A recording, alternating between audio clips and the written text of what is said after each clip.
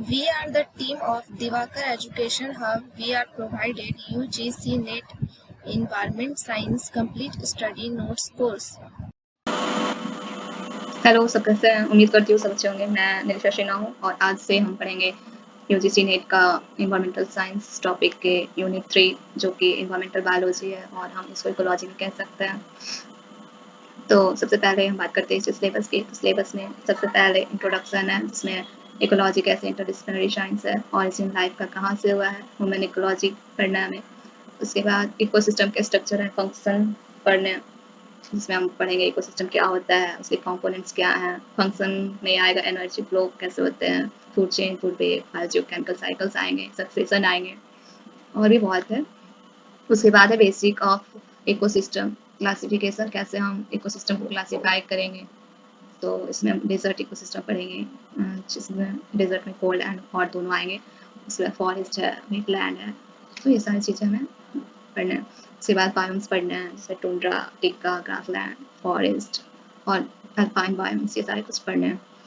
उसके बाद population ecology हमें पढ़ना है जिसमें हम उसके कैरेक्टरिस्टिक्स पढ़ेंगे, कॉन्सेप्ट ऑफ कैरिंग कैपेसिटी पढ़ेंगे, पॉपुलेशन ग्रोथ एंड कर्व पढ़ेंगे, आर एंड के स्पेसिस पढ़ेंगे, कीस्टोन स्पेसिस पढ़ेंगे। उसके बाद है कम्युनिटी इकोलॉजी जिसमें हम पढ़ेंगे उसका कॉन्सेप्ट क्या है, टाइप्स क्या है, इंटरैक्शन कैसे होगा कम्युनिटी में। उसके बाद है बायोडाइवर्सिटी एंड इट्स कंजर्वेशन में सबसे पहले तो बायोडाइवर्सिटी की डेफिनेशन पढ़ेंगे, इंपॉर्टेंस पढ़ेंगे, उसके थ्रेड्स क्या क्या हैं, कैसे हम उसको कंजर्व करेंगे, हॉटस्पॉट क्या है, तो ये सारी चीज़ें हमें पढ़ना है बायोडाइवर्सिटी एंड इट्स कंजर्वेशन। उसके बाद कंसेप्ट ऑफ इंडस्ट्रियल इकोलॉजी है टॉपिक, इसमें टॉक्सिकोलॉजी एंड माइक्रोबायोलॉजी पढ़ना है। टॉक्सिकोलॉजी में हमें हार्मफुल केमिकल्स जो हमारे इन्वायरमेंट के हैं, जो हमारे इन्वायरमेंट को और कह सकते हैं हमारे इकोसिस्टम को खराब करेंगे करते हैं, उनके बारे में पढ़ना है। माइक्रोब्स के बारे में पढ़ना है, कैसे यूजफुल हैं, हार्मफुल हैं, दोनों पढ़ना है। उसके बाद फिर इन्वायरमेंटल बायोटेक्नोलॉजी पढ़ना है। तो सबसे पहले बात आई थी इकोलॉजी कैसे इंटरडिसिप्लिनरी साइंस है। तो अगर हम बात करें इंटरडिसिप्लिनरी के मतलब का, तो इसका मतलब है कि एक ब्रांच से रिलेटेड ना करके कई सारे ब्रांच से रिलेटेड होना। जैसे कि हम इकोलॉजी की बात करें तो वो सिर्फ साइंस से रिलेटेड नहीं है, वो आर्ट्स से भी रिलेटेड है।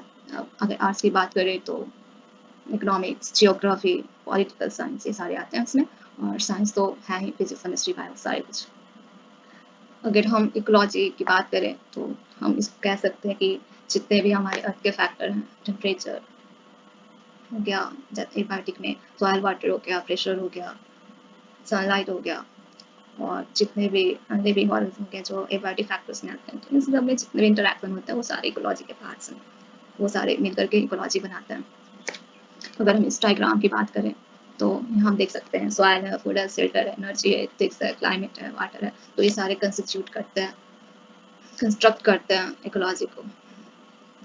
अगर कोई इकोसिस्टम है तो वहाँ तो सबसे पहले फूड की ज़रूरत होगी क्योंकि कोई भी भूखे तो रहता नहीं है। वो अगर माइक्रो ऑर्गेनिज्म ही होगा या प्लांट ही है तो भी फोटोसिंथेसिस करते हैं, माइक्रो ऑर्गेनिज्म उनके खाने को लेते हैं या वो खुद भी फोटोसिंथेसिस करते हैं। सबको रहने के लिए घर चाहिए होता है, बर्ड्स हैं तो पेड़ पे रहते हैं, एनिमल्स हैं तो उनके अपने अपने शेल्टर होते हैं। अगर हम एनर्जी की बात करें तो सबको day to day life activity के लिए या फिर मेटाबॉलिक एक्टिविटी के लिए एनर्जी की रिक्वायरमेंट होती है, तो एक फॉर्म से दूसरे फॉर्म में चेंज होते रहता है और एक ऑर्गन से दूसरे ऑर्गन में ट्रांसफर होते रहता है, क्योंकि हम सब जानते हैं कि एनर्जी ऐसा चीज़ है जो कंस्ट्रक्ट नहीं होता है या फिर डिस्ट्रॉय नहीं होता, ये सिर्फ चेंज होता है एक फॉर्म से दूसरे फॉर्म में। उसके बाद क्लाइमेट है, तो क्लाइमेट के ऊपर बहुत सारे चीज़ें डिपेंड करती हैं, फिजियोलॉजी डिपेंड करता है, मेटाबॉलिक एक्टिविटी डिपेंड करता है, एक्सटर्नल अपेयरेंस डिपेंड करता है क्लाइमेट पे। अगर हम पानी की बात करें वाटर, तो हमारे अर्थ के 75% एरिया जो है वाटर कवर है और ये अपने आप में एक बहुत बड़ा इकोसिस्टम है और बिना पानी के तो कुछ भी हो ही नहीं सकता, हम भी सर्वाइव नहीं कर सकते, तो ये इम्पॉर्टेंट फैक्टर है। सॉइल, तो बिना सॉइल के तो हमारे पेड़ पौधे होंगे ही नहीं, फोटोसिंथेसिस नहीं होगा, ऑक्सीजन नहीं मिलेगा हमें तो सर्वाइव नहीं कर पाएंगे। तो ये बात हो गई इकोलॉजी कैसे कंस्ट्रक्ट हुआ है। उसके बाद हम आएंगे लाइफ के ऑरिजिन पे। तो अगर हम लाइफ के ऑरिजिन की बात कर रहे हैं तो जब तक हम यूनिवर्स के ऑरिजिन की बात नहीं करेंगे तो हमारा अर्थ भी ऑरिजिनेट नहीं हुआ होगा। तो यूनिवर्स के ऑरिजिन की बात करेंगे तो जो सबसे एक्सेप्टेबल थ्योरी है वो बिग बैंग थ्योरी है, जिसको लेमेटर ने दिया था 1931 में। और according to big bang theory जो हमारा यूनिवर्स है वो 20 बिलियन ईयर एगो फॉर्म हुआ है, और जो हमारा अर्थ है वो 4.5 बिलियन ईयर एगो फॉर्म हुआ है। तो अगर हम बिग बैंग थ्योरी की बात करें तो सबसे पहले तो हमें प्रेशर पे आना पड़ेगा, क्योंकि कहा जाता है बिग बैंग थ्योरी के अकॉर्डिंग कि जो हमारा पूरा यूनिवर्स था वो एक सन था, जैसे हमारा भी सन है, तो वो खुद में ही कॉन्ट्रैक्ट करते जा रहा था। कॉन्ट्रैक्ट, अगर कोई चीज़ कॉन्ट्रैक्ट अपने आप में हो रहा है तो उसका प्रेशर धीरे धीरे इंक्रीज होते जाता है। अगर किसी में इतना ज़्यादा प्रेशर पोटेंशियल एनर्जी आएगा तो एक्सप्लोड होता है, तो वहाँ पे भी एक्सप्लोजन हुआ, और एक्सप्लोजन होने के बाद सबसे पहले तो न्यूट्रॉन्स प्रोटॉन्स का फॉर्मेशन हुआ, जो भी मिली सेकेंड्स में हुआ था, वो 0.01 मिली सेकेंड। उसके बाद हीलियम हाइड्रोजन जैसे एलिमेंट्स के फॉर्मेशन हुए, वो 0.01 सेकेंड टू 200 सेकेंड्स के बीच में, यानी कि 3 मिनट अप्रॉक्स लगे हीलियम हाइड्रोजन को फॉर्म होने में। उसके बाद फिर जो एटम हमारा बना था, उसको हाइड्रोजन और हीलियम से एटम बनने में आप सोच नहीं सकते कि 380,000 ईयर्स लगे।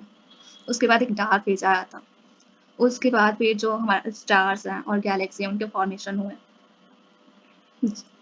उसके बाद जो हमारा जब स्टार गैलेक्सी का फॉर्मेशन हो रहा था उसी टाइम ग्रेविटी भी आया था। उसके बाद एंटी ग्रेविटी का फैक्टर आया और पूरा जो हमारा यूनिवर्स है वो एक्सपैंड करना शुरू हो गया, वो एक्सलेट हो गया। तो अभी भी वो आज भी जो हमारा गैलेक्सीज है वो एक दूसरे से ज़्यादा दूर जाते जा रहे हैं।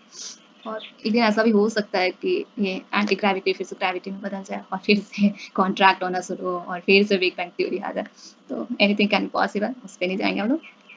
और जब गैलेक्सीज के फॉर्मेशन हो रहते हैं तो हमारे भी गैलेक्सी जो मिल्की वे है उसका भी फॉर्मेशन हुआ होगा। तो इस तरह से जब गैलेक्सी फॉर्म हो गया तो हमारा सोलर सिस्टम बना होगा, फिर हमारा अर्थ बना होगा, और फिर धीरे धीरे लाइफ आए होंगे। तो अगर हम अर्थ की बात करें, कैसे हमारे अर्थ पे लाइफ शुरू हुआ, तो जो अर्थ का फॉर्मेशन मैंने अभी बताया 4.5 बिलियन ईयर एगो हुआ था, तो बहुत ज़्यादा गैसेस के फॉर्म में था, और जो एटमॉस्फेयर था वो बहुत ज़्यादा रेडिएशन था, यानी कि कोई भी ऑक्साइड के फॉर्म में नहीं थे, आयंस थे सारे, और वो स्पार्क करते रहते थे खुद में। तो मिलर है, उन्होंने एक्सपेरिमेंट किया। उनका एक्सपेरिमेंट क्या था, वो जो हमारा एटमॉस्फेयर है, एटमॉस्फेयर यानी था स्टार्टिंग का, उसको कंस्ट्रक्ट किया उन्होंने फिर से। और जब रिजल्ट आया तो जो उनको कंपाउंड्स मिले वो ऑर्गेनिक कंपाउंड्स थे। तो हम कह सकते हैं कि जब हमारा एटमॉस्फेयर रिड्यूसिंग था तो जितने भी एटम्स थे वो फ्री स्टेट में थे, जैसे कार्बन, नाइट्रोजन, ऑक्सीजन जितने भी थे, वहाँ पे हाई एनर्जी था, हाई टेम्परेचर था, और वैल्केनिक स्टॉर्म आता। तो उसके बाद फिर सिंपल मॉलिक्यूल्स का फॉर्मेशन हुआ था, जैसे कि CO2 हो गया, मीथेन हो गया, वाटर पेपर हो गया, अमोनिया हो गया। उसके बाद ये सब आपस में इंटरेक्ट करके थोड़ा सा पॉलीमरीन बनाए होंगे, थोड़ा सा कॉम्प्लेक्स पे आएंगे, जैसे कि फॉर्मल्डिहाइड, फॉर्मलिन बनाया होगा, OH बनाया होगा, सूटेबल OH बनाया होगा, कार्बोनिक एसिड, अमीनो एसिड का फॉर्मेशन होगा, प्यूरिन्स बनाए होंगे, पायरिमिडीन्स बनाए होंगे। उसके बाद sugars, fatty acid, glucose, peptide chain, nucleotides, ये सब का फॉर्मेशन होगा। अब जब हमारे पास ग्लूकोज है, फैटी एसिड है, न्यूक्लियोटाइड्स है, पेप्टाइड चेन है, तो उसके बाद पॉलीसेक्राइड्स बने होंगे, पॉलीपेप्टाइड बने होंगे, प्रोटीन्स का फॉर्मेशन हुआ होगा एमिनो एसिड से, न्यूक्लिक एसिड का फॉर्मेशन हुआ होगा। उसके बाद फिर प्रोटोबायोन्ट्स फॉर्मेशन हुए होंगे। तो प्रोटोबायोन्ट्स का मतलब सिर्फ होता है जो लिपिड का और प्रोटीन का जो लेयर वाला मॉलिक्यूल्स कह सकते हो उसको, तो उसका फॉर्मेशन हुआ होगा। उसके बाद प्रोटोसेल्स जिसको वायरस कहते हैं उसका फॉर्मेशन हुआ था।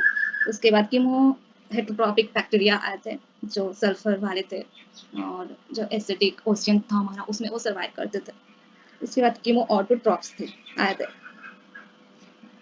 उसके बाद ये प्रोकैरी फोटो ऑटोट्रॉप्स आए थे, साइन बैक्टीरिया ये सब आएंगे। उसके बाद यूकैरियोट्स हैं। उसके बाद तो जो RSV टेकर का क्लासिफिकेशन है अकॉर्डिंग हम इवोल्यूशन देख सकते हैं। उसके बाद हम आएंगे अपने कैसे हमारा जो अर्थ है उसको फॉर्मेशन में कितना टाइम लगा, हम ह्यूमंस को आने में कितना टाइम लगा। तो जब सन इग्निएट हुआ था तो 5 बिलियन ईयर्स एगो हुए थे। उसके बाद अप्रॉक्स मैंने पहले बताया 4.5 बिलियन ईयर्स एगो हमारा अर्थ बना था। उसके बाद मून का फॉर्मेशन हुआ। Prokaryotic cell 4 billion years ago मिला था हमें, उनका जो फॉसिल मिला। उसके बाद 3.5 billion years ago photosynthesis bacteria के फॉसिल्स मिले। एटमॉस्फेरिक ऑक्सीजन का हमें मिला है ट्रेस, वो मिला है करीब 2.2 बिलियन ईयर्स एगो में। उसके बाद आप देख सकते हैं कैसे इवॉल्व हुआ बैक्टीरिया, उसके बाद प्रोटोजोआ, स्पॉन्जेस, फंजाई, उसके बाद कोरल्स का फॉर्मेशन हुआ ओशियंस के नीचे। उसके बाद एक्सप्लोजन हुआ था जो मास एक्सटेंशन होता है वहाँ पे, और इसमें जेलीफिश, आर्कनॉइड्स, वॉर्म्स, ये सब का फॉर्मेशन भी हुआ था। उसके बाद वर्टिब्रेट्स आए थे, फिशेस वगैरह, टेडपोड्स आए थे, इंसेक्ट्स आए थे, एम्फीबियंस आए थे। तो ये हम इवोल्यूशन देख सकते हैं अपने अर्थ का। तो डिटेल्स में हम नेक्स्ट लेक्चर में जानेंगे। Thank you so much for listening.